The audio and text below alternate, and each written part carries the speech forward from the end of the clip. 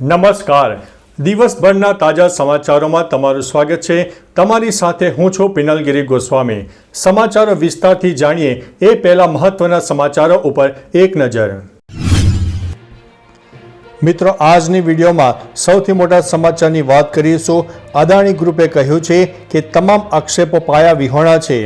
અમેરિકી ન્યાય વિભાગે ગૌતમ અદાણી પર છેતરપિંડી અને લાંચ લેવાનો આરોપ લગાવ્યો છે. તેના જવાબમાં અદાણી ગ્રુપે કહ્યું છે કે યુએસ જસ્ટિસ ડિપાર્ટમેન્ટે કહ્યું છે કે આ આરોપો છે અને જ્યાં સુધી દોષિત સાબિત ન થાય ત્યાં સુધી આરોપીઓ નિર્દોષ છે. આ આરોપો પાયા વિહોણા છે. અદાણી ગ્રુપ કાયદાનું પાલન કરે છે.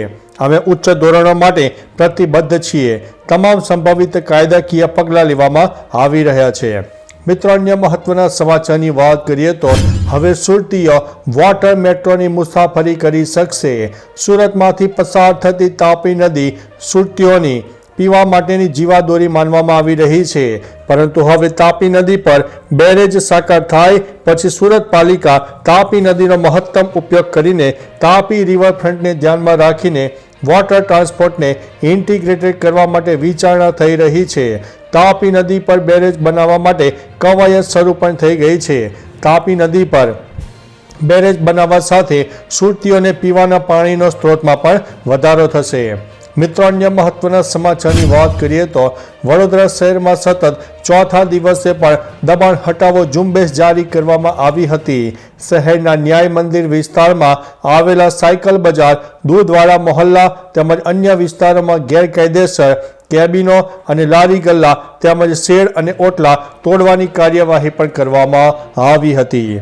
મિત્રો, અન્ય મહત્વના સમાચારની વાત કરીએ તો MS યુનિવર્સિટી વડોદરા મસ્જિદના લાઉડસ્પીકર બાબતે ફતેગંજ પોલીસ મથકે ફરિયાદ દાખલ થઈ છે. MS યુનિવર્સિટીમાં અભ્યાસ કરતા વિદ્યાર્થીએ લાઉડસ્પીકરના અવાજથી કંટાળીને ફરિયાદ નોંધાવી છે. MS યુનિવર્સિટીની ફેકલ્ટી ઓફ લો ખાતે સવારે 11:30 થી બપોરે 2:30 વાગ્યા સુધી પેપર હોય છે અને વિદ્યાર્થીઓની પરીક્ષા ચાલી રહી છે, પરંતુ બપોરે 1:15 થી લઈને 20 મિનિટ સુધી નજીકની મસ્જિદમાંથી વધુ અવાજને કારણે પરીક્ષા દરમિયાન આ પરિસ્થિતિ વચ્ચે ઘણા વિદ્યાર્થીઓને માનસિક હેરાનગતિ થઈ હતી, જે અંતે વિદ્યાર્થીએ લાઉડસ્પીકરના અવાજથી કંટાળીને ફરિયાદ પણ દાખલ કરાવી છે. મિત્રો, અન્ય મહત્વના સમાચારની વાત કરીએ તો ભારતમાં સરકાર દ્વારા ગરીબ જરૂરિયાતમંદ લોકોને રેશન કાર્ડ જારી કરવામાં આવતા હોય છે. ભારતમાં કરોડો રેશન કાર્ડ ધારકો છે. સરકાર રેશન કાર્ડ દ્વારા રાષ્ટ્રીય ખાદ્ય સુરક્ષા કાયદા હેઠળ લોકોને ઓછા ભાવે રાશન પૂરું પાડે છે. જો તમે પણ રેશન કાર્ડમાં દર મહિને સરકારની સસ્તી અથવા તો મફત રાશન યોજનાનો લાભ લઈ રહ્યા છો તો આ સમાચાર તમારા માટે ખૂબ જ મહત્વના છે. કેન્દ્ર સરકારે મોટી કાર્યવાહી કરતા દેશભરમાંથી 5.8 કરોડ નકલી રેશન કાર્ડ રદ કરી દીધા છે. આ માહિતી ખાદ્ય મંત્રાલય દ્વારા આપવામાં આવી રહી છે.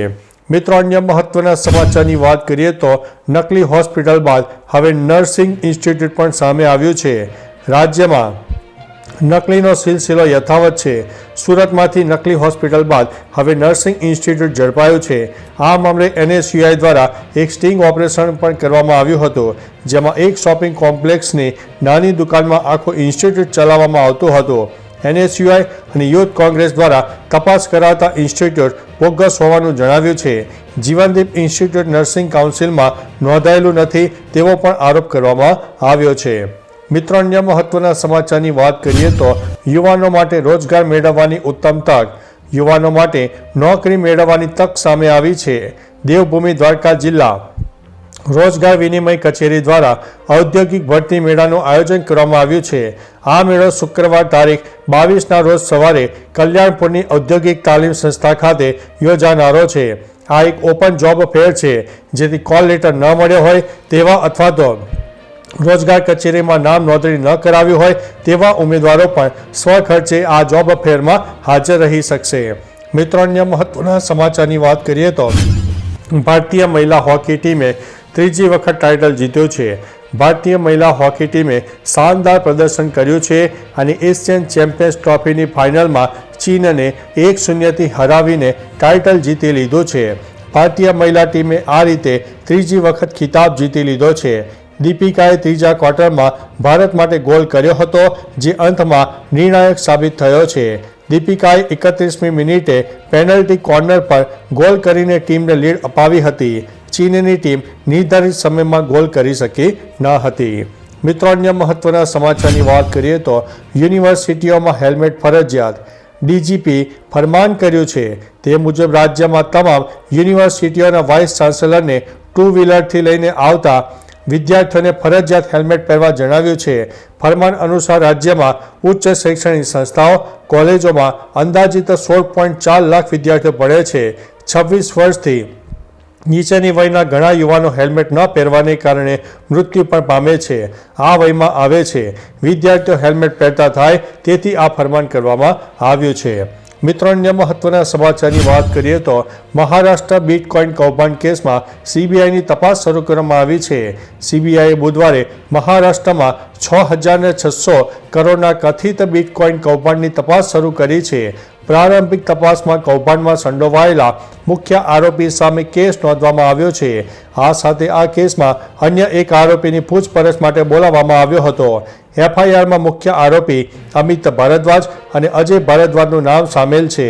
અમિતનું અગાઉ હાર્ટ એટેકથી મૃત્યુ થયું હતું, જ્યારે અજય હજુ પણ ફરાર થયેલો જોવા મળી રહ્યો છે. મિત્રો, અન્ય મહત્વના સમાચારની વાત કરીએ તો ગુજરાત યુનિવર્સિટીમાં 16 કરોડની ઉચાપત. ગુજરાત યુનિવર્સિટીમાં 16 કરોડની ઉચાપત થઈ હોય તેવી ઘટના પ્રકાશમાં આવી છે.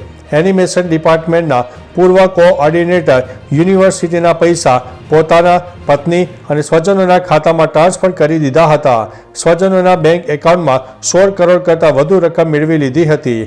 આ અંગે ગુજરાત યુનિવર્સિટી દ્વારા તપાસ કરવામાં આવી હતી. તપાસનો રિપોર્ટ આવ્યા બાદ હવે લખતરિયાઓનો ખુલાસો માંગવામાં આવશે.